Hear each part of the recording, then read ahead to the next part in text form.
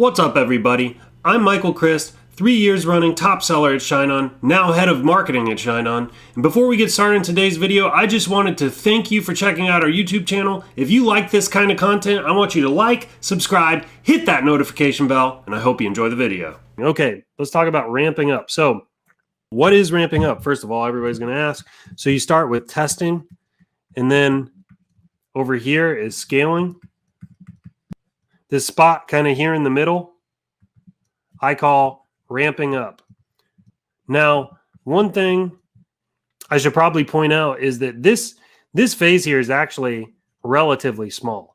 It will last maybe a little bit longer than testing. But if you have a product and it's successful, you're going to spend most of your time right here in scaling, okay?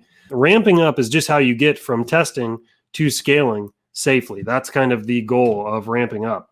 Now, all right, so how do you ramp up? Well, here's kind of what I recommend. So first of all, stay in testing until 10 sales. And you want these sales to be profitable or at least break even, okay? So don't change anything. If your testing method is getting you some sales, don't go try a bunch of wildly different things. Kind of hang out, stick in your testing, and try to get to 10 sales, either profitably or break even, okay? After testing and you get to 10 sales at break even, here is what I've been doing that's kind of working for me. I do campaign, then I'll do 10. So this is an ABO campaign. I'll do 10 $100 ad sets like that. Now, you're probably freaking out because you're going, wow, that's $1,000 in ad spend. Well, not exactly, because the thing is, I'm going to be watching all of these ad sets like a hawk. And any of them that don't perform, I turn them off. So what I typically do is I'll put like something like if no view contents by $2 spend, I turn it off. So I literally just come to the ad set and I'll just turn it off. No add to cart. Now this number changes quite a bit. Sometimes I do 10, 12, 15, 17 bucks, whatever. And it kind of depends on how well it tested for me, like how well I got to these 10 sales. I will turn off the ad set. Let's just put 15 just for safe measure here. If I have no add to cart by 15 bucks, I turn off the ad set, right? And then if I have no purchase, and again, this number kind of varies by how well it tested, but if I have no purchase by like, let's say, $25, just hypothetically, then I come back and I turn the ad set off. I will do this for several days in a row. I'll do it for like 2 to 5 days, trying to see if I can get this sucker dialed in. And sometimes you can, sometimes you can't. You kind of got to play around with it.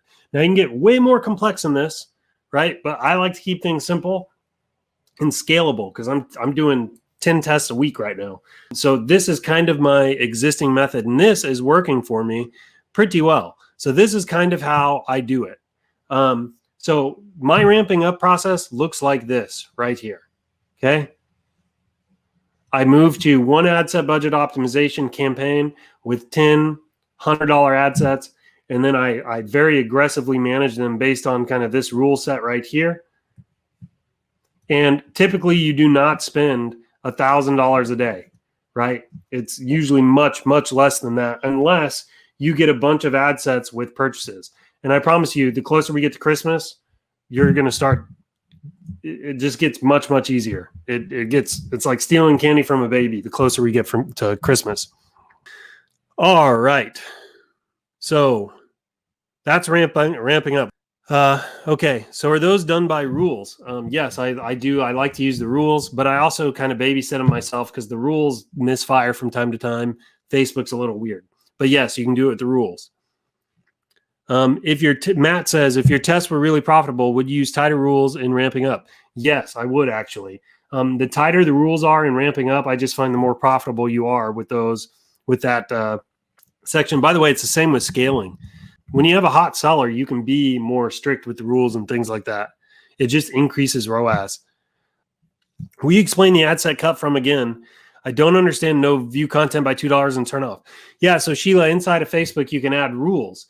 And so what I like to do is I create a rule And also you can apply the rule manually too. You can just be the machine yourself, but you can make a rule where it says, if you've spent $2 and you've had no view content, then you can turn the ad set off. You can do that automatically. So, and also just in case you're unaware, I'm not sure how new you are, view content is a pixel event. So when somebody sees your ad and they click it and they go to your landing page, there are a bunch of events that can fire on your pixel. So one is called a page view event. Another one's called a view content event.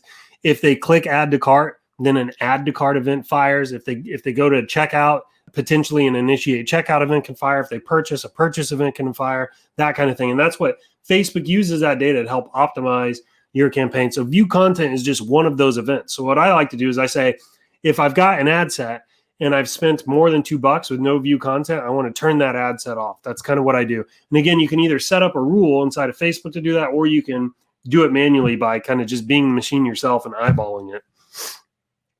Keep the questions coming, folks.